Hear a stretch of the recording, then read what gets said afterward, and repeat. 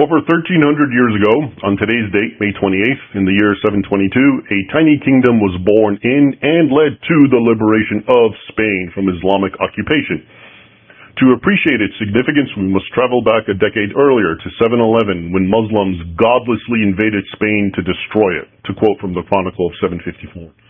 Once on European soil, they, the Chronicle continues, ruined beautiful cities, burning them with fire, condemned lords and powerful men to the cross, and butchered youths and infants with the sword. The Muslims met and beat Spain's Visigothic nobles at the pivotal Battle of Guadalete. According to the Muslim chronicler Al-Hakam, never was there in the West a more bloody battle than this, for the Muslims did not withdraw their scimitars from them, from the Christians, for 3 days. The Muslim invaders continued to penetrate northward into Spain, not passing a place, continues Al-Hakam, without reducing it and getting possession of its wealth, for Allah Almighty had struck with terror the hearts of the infidels. Contrary to the claim that Spain capitulated easily, or that the Spaniards reasoned that Muslim rule was no worse and possibly more lenient than that of the Visigoths, which many modern academics claim, even Muslim chroniclers, such as al-Makari, note how, quote, the Christians defended themselves with the utmost vigor and resolution, and great was the havoc that they made among the ranks of the faithful, that is, among the Muslims. In Cordoba, for example, a number of leading Visigoths and their people hold themselves up in a church.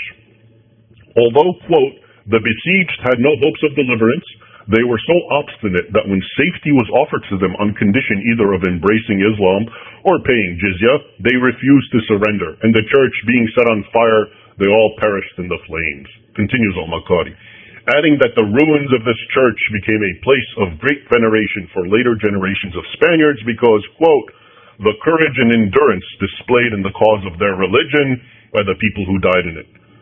In the end, native Spaniards had two choices: acquiesce to Muslim rule, or, quote, flee to the mountains, where they risked hunger and various forms of death, according to an early Christian chronicler. Enter Pelagius, better known as Peleo, a relative of and sword-bearer to the last king, Roderick, who died at Guadalete. After that battle, Peleo retreated north, where Muslim rule was still tenuous. Eventually, however, he consented to become a vassal of one Munazza, a local Muslim chief. Through some stratagem, Munazza married Peleo's sister, a matter that the sword-bearer was by no means agreeable to. Having expressed displeasure at the seizure of his sister and having ceased paying jizya, tribute, Muslims were sent to apprehend him treacherously and bring him back bound in chains. Unable to fight the Muslims coming for him, because they were so numerous, Peleo, quote, climbed a mountain and joined himself to as many people as he found, hastening to assemble. These are all quotes from the Chronicle of Alfonso III. There in the deepest recesses of the Asturian mountains, the only free spot left in the Iberian Peninsula, the assembled Christian fugitives declared Peleo their new king. Thus was born the kingdom of Asturias, the only free and independent Christian region in all of Spain. Hearing this, the king, or the Muslim governor of Cordoba, moved by an insane fury, writes the early Christian chronicler, ordered a very large army from all over Spain to go forth and bring the infidel rebels to heel. The massive Muslim army surrounded Peleo's mountain. They sent Oppa, a bishop or a nobleman who, like many other Christians, had acquiesced to Muslim rule, to reason with Peleo at the mountain of a deep cavern. Oppa, once he had met Peleo, said the following to him, quote, if when the entire army of the Goths was assembled, it was unable to sustain the attack of the Ishmaelites at the Battle of Guadalete, how much better will you, Peleo, be able to defend yourself on this mountaintop? To me it seems difficult. Rather, heed my warning and recall your soul from this decision, so that you may take advantage of many good things and enjoy the partnership of the Arabs. Peleo's response, quote, I will not associate with the Arabs in friendship, nor will I submit to their authority. Then the rebel made a prophecy that would be fulfilled over the course of nearly 8 centuries. Quote, have you not read in the divine scriptures that the church of God is compared to a mustard seed, and that it will be raised up again through divine mercy? Oppa affirmed that it was so. Continues the fugitive, quote, Christ is our hope that through this little mountain, which you see, the well-being of Spain and the army of the Gothic people will be restored. Now therefore, trusting in the mercy of Jesus Christ, I despise this multitude, and am not afraid of it. As for the battle with which you threaten us, we have for ourselves an advocate in the presence of the Father, that is the Lord Jesus Christ, who is capable of liberating us from these few. There at Covadonga, meaning the Cavern of the Lady, battle commenced on today's date, May 28th, in the year 722. A shower of rocks rained down on the Muslims in the narrow passes, where their numbers counted for nothing and only caused confusion. Afterward, Pelayo and his band of rebels rushed forth from their caves and hiding places and made great slaughter among them. Those who fled the carnage were tracked and mowed down by other now emboldened mountaineers. In the words of one 19th century historian, quote, "A decisive blow was dealt at the Moorish power. The advancing tide of conquest was stemmed. The Spaniards gathered heart and hope in their darkest hour, and the dream of Muslim invincibility was broken." Several subsequent Muslim attempts, including 3 major campaigns, were made to conquer the newborn kingdom of Asturia. And the Christians, quote, "of the north scarcely knew the meaning of repose, security, or any of the amenities," writes historian Louis Bertrand. Constant jihad raids created a wild frontier zone roughly along the Duero River, which the Muslims called the Great Desert. It became a, quote, "territory where a Muslim fights for the faith," as one medieval Muslim wrote.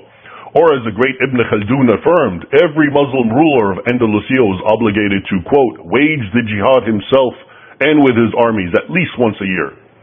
Louis Bertrand offers a good summary of what happened during that. He writes, quote, "To keep the northern Christians in their place, it did not suffice to surround them with a zone of famine and destruction. It was necessary also to go and sow terror and massacre among them. Twice a year in the spring and autumn, an army sallied forth from Cordoba to go and raid the Christians, destroy their villages, their fortified posts, their monasteries, and their churches, except when it was a question of expeditions of larger scope involving sieges and pitched battles. In cases of simply punitive expeditions, the soldiers of the Caliph confined themselves to destroying harvests and cutting down trees. If one bears in mind that this brigandage was almost continual, and that this fury of destruction and extermination was regarded as a work of piety, it was, after all, a holy war against infidels, it is not surprising that whole regions of Spain should have been made irremediably sterile. This was one of the capital causes of the deforestation from which the peninsula still suffers.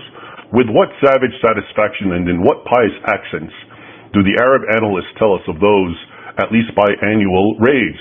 A typical phrase for praising the devotion of a caliph is this, quote, "He penetrated into Christian territory where he wrought devastation, devoted himself to pillage, and brought many prisoners."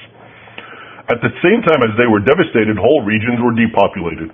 The prolonged presence of the Muslims, therefore, was a calamity for this unhappy country of Spain. By their system of continual raids, they kept her for centuries in a condition of brigandage and devastation. Even so, the mustard seed would not die.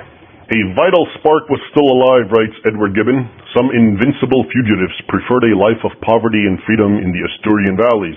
The hardy mountaineers repulsed the slaves of the Caliph.